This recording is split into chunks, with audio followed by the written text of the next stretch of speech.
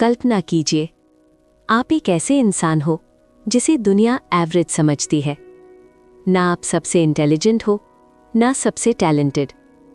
और सच कहें तो आप खुद भी कभी कभी सोचते हो, शायद मैं किसी बड़े काम के लिए बना ही नहीं हूं।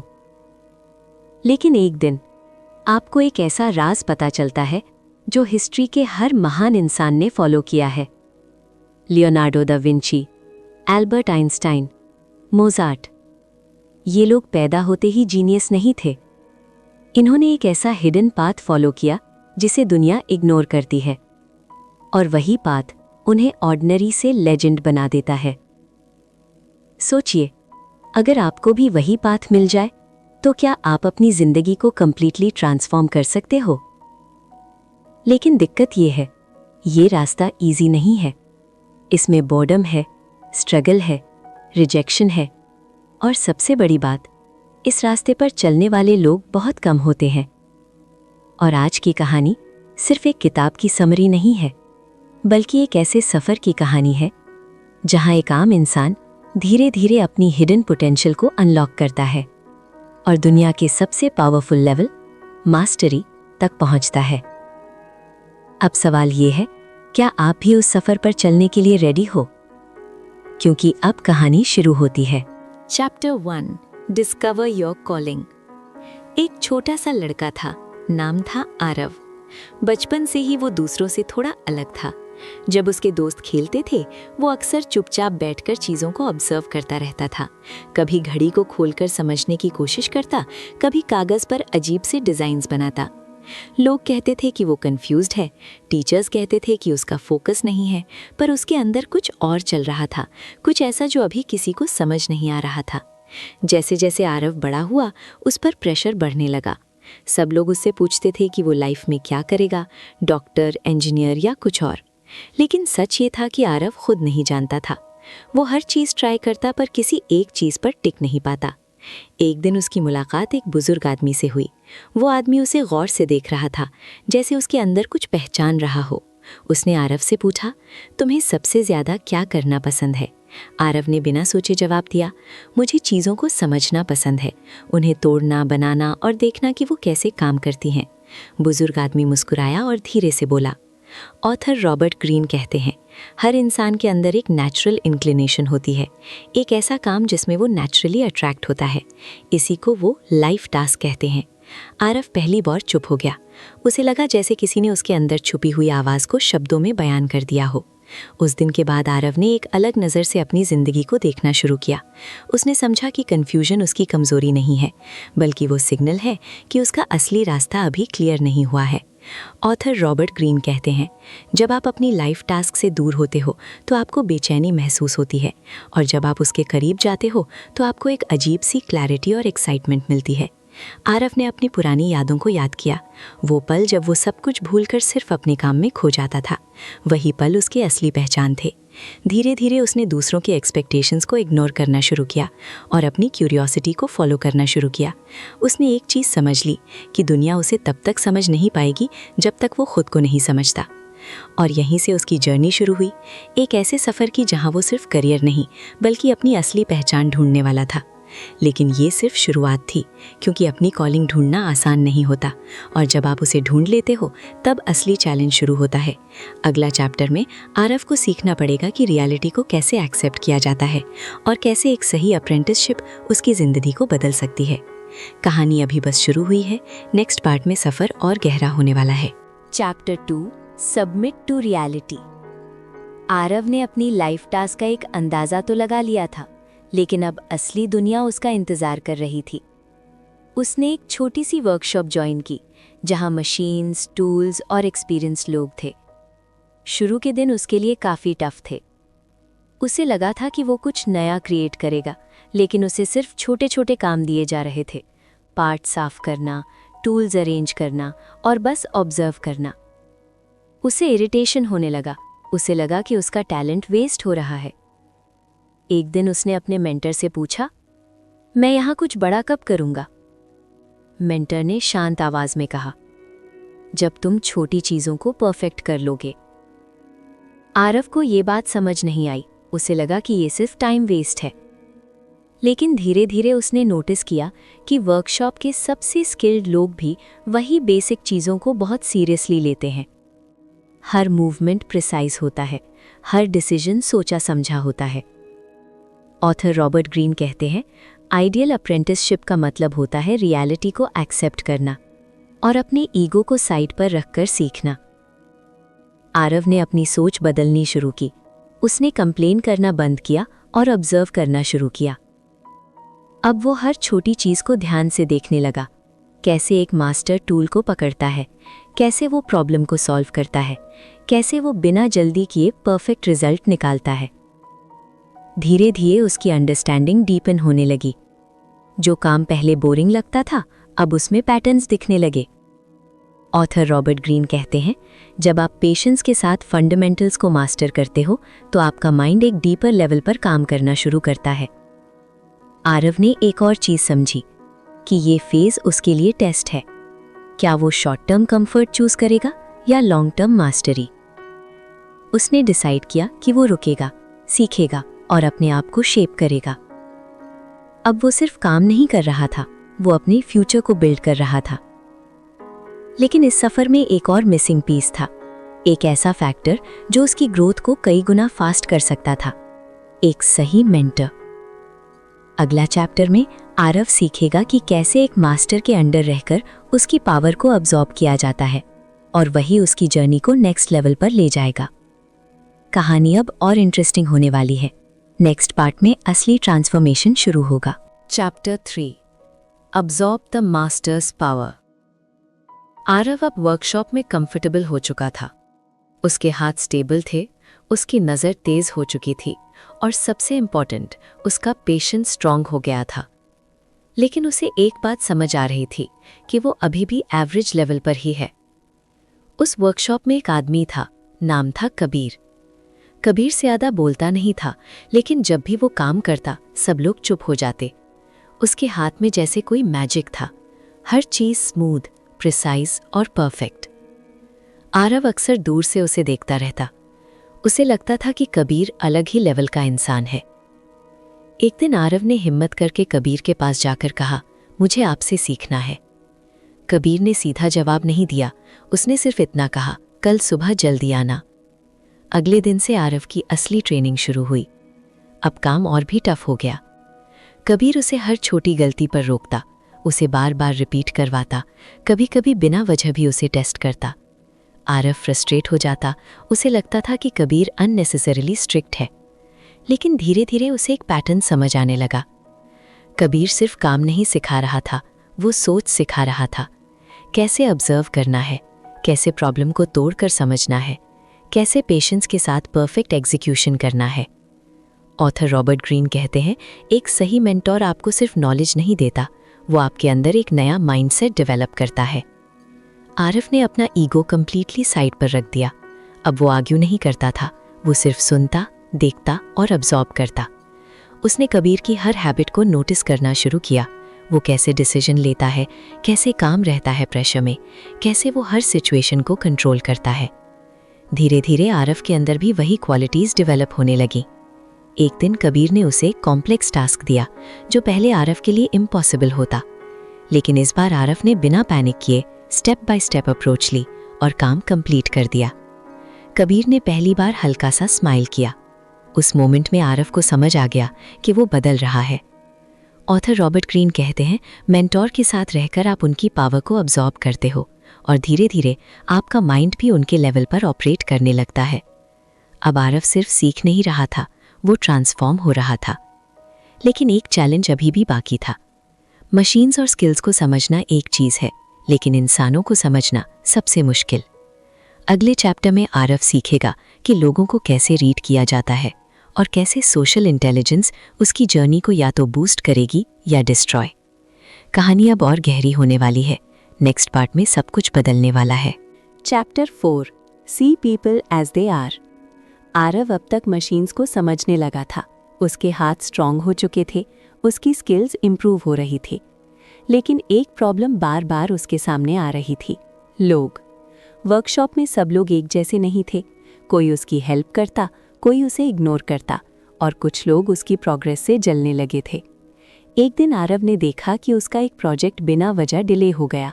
उसे समझ नहीं आया कि गलती कहाँ हुई। बाद में उसे पता चला कि एक कोवर्कर ने जानबूझकर उसकी फाइल आगे नहीं बढ़ाई। आरव गुस्से से भर गया। उसे लगा कि वो उस इंसान का सामना करे, लेकिन उसने कबीर को ऑब्जर्व किया। कबीर ने कभी किसी से डायरेक्ट फाइट नहीं की, ना ही अननेसेसरी रिएक्ट किया। वो बस सबको साइलेंटली ऑब्जर्व करता था।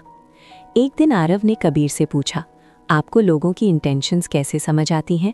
कबीर ने सीधा जवाब दिया, लोग जो बोलते हैं उससे ज़्यादा इम्पॉर्टेंट होता है वो क्या छुपा रहे हैं। आरव पहले कंफ्यूज हो गया, लेकिन धीरे धीरे उसने नोटिस करना शुरू किया। कौन किस वक्त स्माइल करता है, कौन किस बात पर अनकंफर्टेबल हो जाता है, कौन काम करता है और कौन सिर्फ दिखावा। अब वो सिर्फ वर्ड्स नहीं देख रहा था, वो बिहेवियर को रीड कर रहा था। ऑथर रॉबर्ट ग्रीन कहते हैं, सोशल इंटेलिजेंस का मतलब होता है लोगों को उनकी रियलिटी में देखना, ना कि अपनी इमोशंस के थ्रू। आरव ने एक और चीज़ समझी कि वो पहले लोगों को अपनी नज़र से जज करता था। अगर कोई उससे अच्छा बिहेव करता तो वो उसे अच्छा समझता, अगर कोई रूड होता तो वो उसे बुरा समझता। लेकिन अब उसने इमोशंस को साइड पर रख दिया। उसने ऑब्जर्व किया कि कुछ लोग पोलाइट होते हुए भी सेल्फिश होते हैं और कुछ लोग रूड होते हुए भी ऑनेस्ट। ये रियलाइजेशन उसके लिए पावरफुल था। ऑथर रॉबर्ट ग्रीन कहते हैं, जब आप लोगों को क्लियरली देखना सीख जाते हो तब आप मैनिपुलेशन और डिसेप्शन से बच सकते हो। आरव ने रिएक्ट करना बंद कर दिया। अब वो रिस्पॉन्ड करता था। उसने अपनी एनर्जी बचानी शुरू की और सिर्फ उन लोगों के साथ काम किया जो उसकी ग्रोथ में हेल्प करते थे। धीरे धीरे उसका कंट्रोल बढ़ने लगा। अब वो सिचुएशंस का शिकार नहीं था, वो उन्हें समझकर हैंडल कर रहा था। लेकिन ये सिर्फ एक लेवल था। स्किल्स और लोगों को समझने के बाद अब वक्त था कुछ नया क्रिएट करने का। अगला चैप्टर में आरव अपनी क्रिएटिविटी को अनलॉक करेगा और एक नया वर्जन बनेगा। यहीं से वो भीड़ से अलग दिखना शुरू करेगा। कहानी अब एक नई डायरेक्शन लेने वाली है। नेक्स्ट पार्ट में असली क्रिएशन शुरू होगी। Chapter 5 awaken the dimensional mind. Aarav अब तक काफ़ी बदल चुका था। उसने फंडामेंटल सीख लिए थे, उसने मेंटोर से पावर अब्सॉर्ब कर ली थी और अब वो लोगों को समझने लगा था। लेकिन अंदर ही अंदर उसे एक और चीज़ महसूस हो रही थी। वो सिर्फ फॉलो नहीं करना चाहता था, वो क्रिएट करना चाहता था। एक दिन वर्कशॉप में एक नया प्रोजेक्ट आया।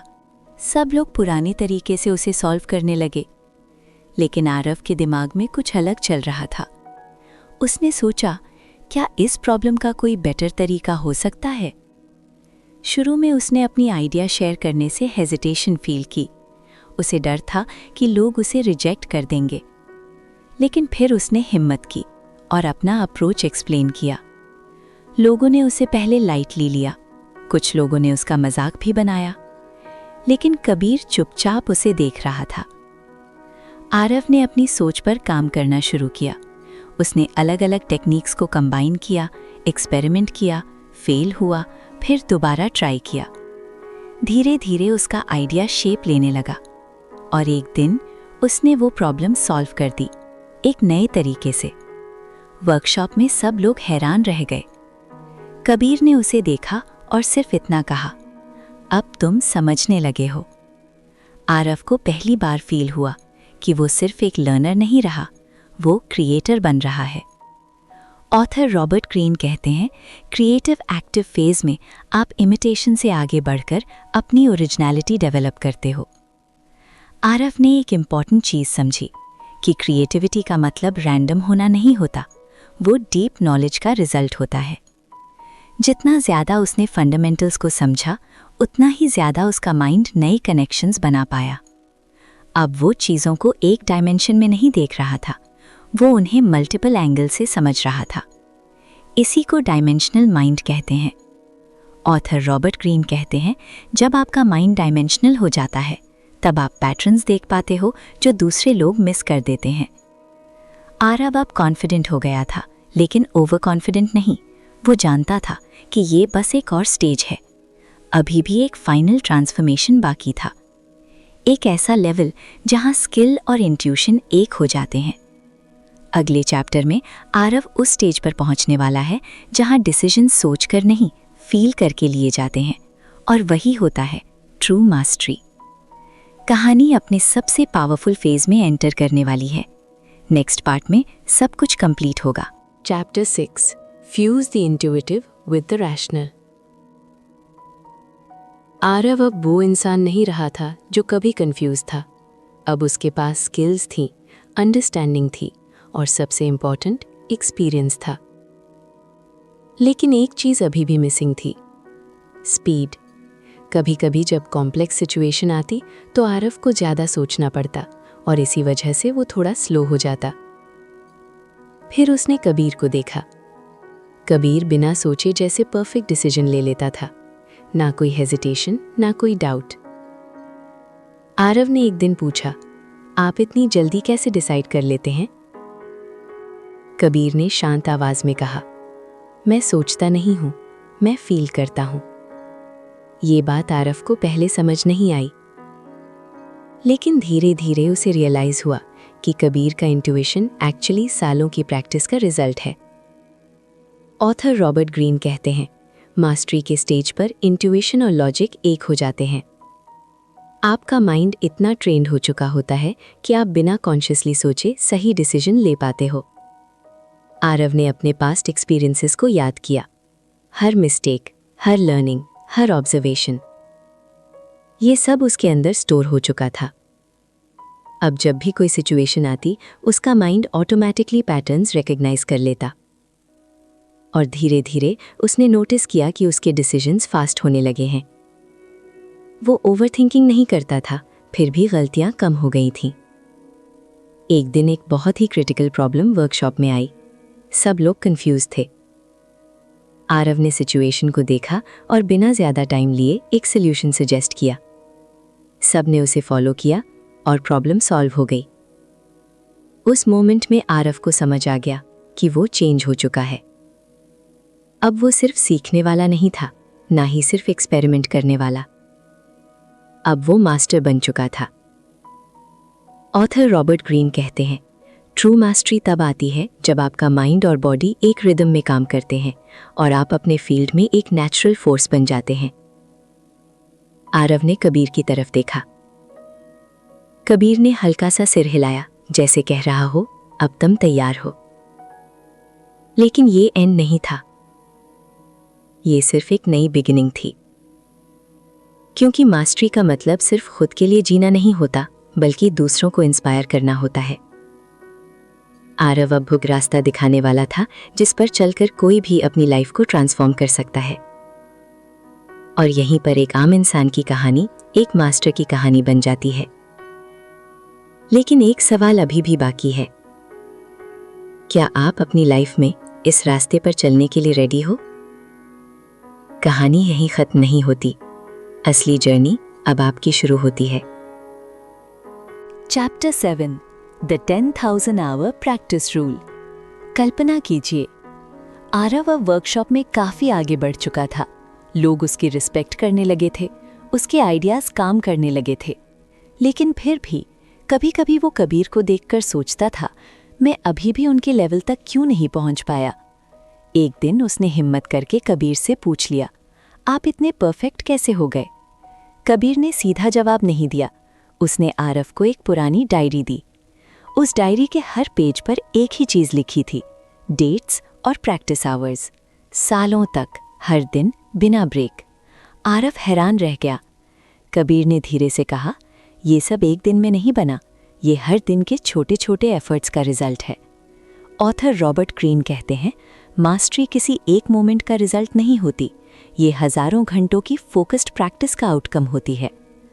आरव ने डायरी को ध्यान से देखा। उसे समझ आ गया कि ये सिर्फ टाइम स्पेंड करना नहीं था, ये डिलिबरेट प्रैक्टिस थी। कबीर हर दिन अपनी वीकनेस पर काम करता था। जो चीज़ मुश्किल लगती वही वो सबसे ज़्यादा रिपीट करता। कभी स्पीड इंप्रूव करता, कभी प्रिसिजन, कभी सिर्फ ऑब्जर्व करता। ऑथर रॉबर्ट ग्रीन कहते हैं, अगर आप बस रिपीट करते रहोगे बिना इंप्रूव किए तो आप एवरेज ही रहोगे। लेकिन अगर आप हर दिन कॉन्शियसली बेटर होने की कोशिश करते हो तो आपका ग्रोथ अनस्टॉपेबल हो जाता है। आरव ने उस दिन एक डिसीजन लिया। अब वो सिर्फ काम नहीं करेगा, वो हर दिन इंप्रूव करेगा। शुरू के दिन टफ थे, कभी फ्रस्ट्रेशन होती, कभी प्रोग्रेस स्लो लगती, लेकिन उसने रुकना नहीं छोड़ा। महीने बीत गए, फिर साल। धीरे धीरे आरव ने नोटिस किया कि जो चीज़ें पहले मुश्किल लगती थीं अब वो ईजिली हो रही हैं। उसका कॉन्फिडेंस बढ़ने लगा, उसकी स्पीड इम्प्रूव होने लगी और सबसे इम्पॉर्टेंट, उसका काम अलग दिखने लगा। एक दिन वर्कशॉप में एक नया लड़का आया, बिल्कुल वैसे ही जैसे कभी आरव था, कंफ्यूज्ड, फ्रस्ट्रेटेड और जल्दी सक्सेस चाहने वाला।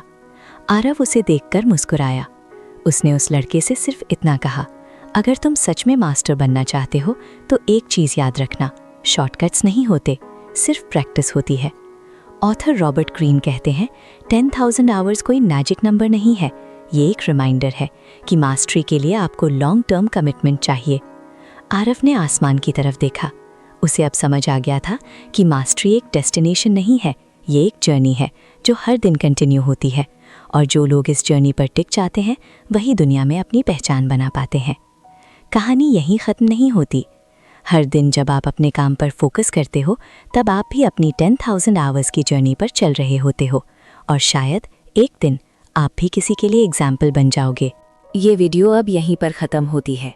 इस वीडियो में अब तक आपने सीखा कि कैसे आप अपनी लाइफ की सबसे बड़ी स्ट्रेंथ यानी अपनी लाइफ टास्क को पहचान सकते हो, कैसे आप शॉर्टकट्स को इग्नोर करके रियलिटी को एक्सेप्ट करते हुए एक स्ट्रॉन्ग फाउंडेशन बना सकते हो, कैसे एक सही मेंटोर के थ्रू आप अपनी ग्रोथ को कई गुना फास्ट कर सकते हो, और कैसे आप लोगों को समझकर अपनी एनर्जी को सही जगह इन्वेस्ट करते हो।